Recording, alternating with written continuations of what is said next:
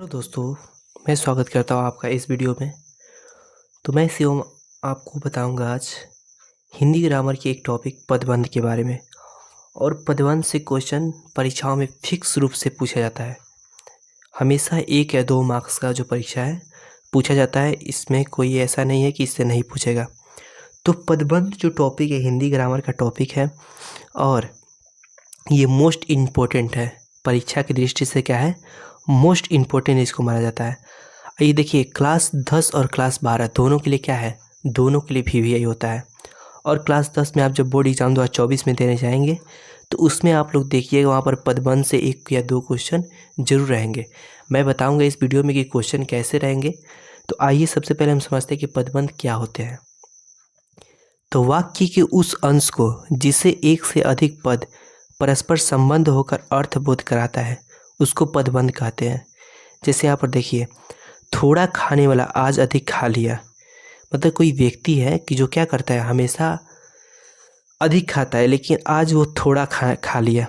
तो इसका एक अर्थ बोध करा रहा है कि व्यक्ति जो खाने वाला अधिक खाने वाला है, किसी दिन क्या हो गया, वो थोड़ा खाने में थोड़ा खाकर हट गया। तो यहाँ पर थोड़ा खाने वाला क्या हुआ है, एक पदबंध हो गया।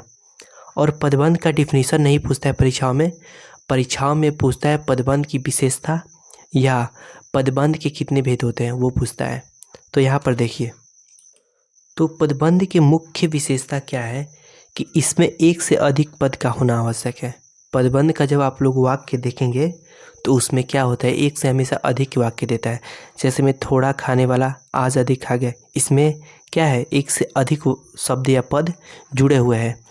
अब देखिए, दूसरा इसका विशेषता है कि पदबंध एक तरह से वाक्यांश होता है, यानी कि वाक्य के रूप में प्रयोग होता है पदबंध।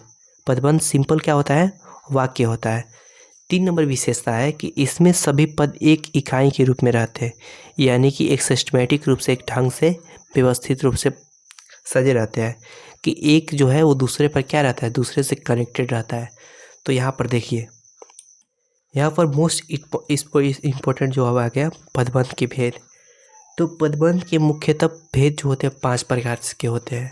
और परीक्षाओं में कैसे पूछता है कि इनमें से बताइए कि पदबंध के भेद कौन सा है। दे देगा संज्ञा, सर्वनाम, विशेषण, इनमें से सभी, ऐसे पूछता है। या आपको दे देगा सिर्फ इनमें से एक देगा और 2 कोई अलग दे देगा और चौथा बोलेगा कि इनमें से कोई नहीं। तो आप लोग को अच्छे से याद रखना है कि 5 भेद कौन कौन से होते हैं। पहला होता है संज्ञा पदबंध, जिसको नाउन फ्रेज कहा जाता है। पदबंध को इंग्लिश में क्या कहा जाता है, फ्रेज कहा जाता है। दूसरा होता है सर्वनाम पदबंध। तीसरा होता है विशेषण पदबंध। चौथा होता है क्रिया और 5वां होता है क्रिया विशेषण पदबंध। ये जो 5 पदबंध के भेद है, यही परीक्षाओं में रिपीट होता है। आप लोग जब क्वेश्चन बैंक या टारगेट उठाकर देखेंगे तो उसमें पदबंध के भेद में ये सब रिपीट हुआ है। बहुत बार क्या किया गया है, रिपीट किया गया है। और 2024 में भी फिक्स है कि ये आएगा तो आएगा। अब देखिए, एक होता है संज्ञा, एक होता है सर्वनाम, विशेषण, क्रिया, क्रिया विशेषण। यहाँ पर 2 समान है, क्रिया, क्रिया विशेषण। यहाँ पर विशेषण, यानी कि तीनों आप देखें यहाँ पर तो समान है, एक संज्ञा एक सर्वनाम है। 5 को आपको याद कर लेना है। उसके बाद अब देखिए, विभिन्न पदबंधों का शब्द क्रम, यानी कि जो पदबंध वाक्य में सजे रहते हैं वो किस प्रकार से सजे रहते हैं। देखिए, संज्ञा पदबंध का शब्द क्रम कैसे रहता है। संज्ञा पदबंध को वाक्य के आरंभ में रखा जाता है।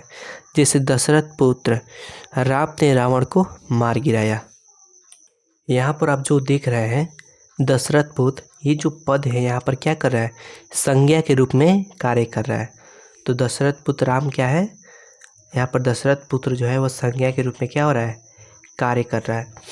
अब देखिए, 2 नंबर है कि सर्वनाम पदबंध का शब्द क्रम, इसे लुप्त सर्वनाम भी कहा जाता है, क्योंकि जो वाक्य में होता है सर्वनाम अधिकांश लुप्त, आप लोग देखेंगे सर्वनाम क्या होता है, लुप्त हो जाता है। तो लुप्त सर्वनाम जैसे देखिए, मेहनत करने वाला कैसे फेल हो गया। तो यहाँ पर जो सर्वनाम हेड है यानी कि लुप्त है वो कौन सा है, मेहनत करने वाला, वह कैसे फेल हो गया। यहाँ पर वह सर्वनाम जो है क्या हो गया है, लुप्त हो गया है। क्या हो गया है, लुप्त हो गया है। तो इस वाक्य में जो वह है वो क्या कर रहा है, सर्वनाम पदबंध का कार्य कर रहा है। अब देखिए, विशेषण पदबंध का शब्द क्रम, इसे वाक्य में प्रयुक्त संज्ञा या सर्वनाम के पहले रखा जाता है। जैसे में यहाँ पर देखिए, तो यहाँ पर तालाब में खिले हुए फूल देखो, तो यहाँ पर जो खिले शब्द है वो क्या है, विशेषण का कार्य कर रहा है, क्योंकि फूल की क्या बता रहा है, एक विशेषता बता रहा है कि वो फूल कैसा है, तो फूल जो है वो खिला हुआ है। तो लास्ट और अंतिम जो एक पदबंध का क्रम होता है वो इस प्रकार से होता है, क्रिया पदबंध का शब्द क्रम। तो इसी वाक्य के अंत में रखा जाता है, लड़का उछलता कुत्ता चला गया। तो यहाँ पर जो जाना है यानी कि चलना है, क्रिया जो चल के चला गया, वो एक क्रिया पदबंध है। तो यहाँ पर मैं आपको समझाने के लिए इसका शब्द क्रम बताया हूँ, लेकिन मुख्य रूप से जो इम्पोर्टेंट हो क्या है, पदबंध के विशेषता और पदबंध के भेद। तो आप इसको ज़रूर से याद कर लें और ज़रूर से अच्छे से समझ लें, और इसका जो ऑब्जेक्टिव आपको टारगेट में दिया रहता है उसको आप लोग देख लें। थैंक यू, मिलते हैं अगले वीडियो में।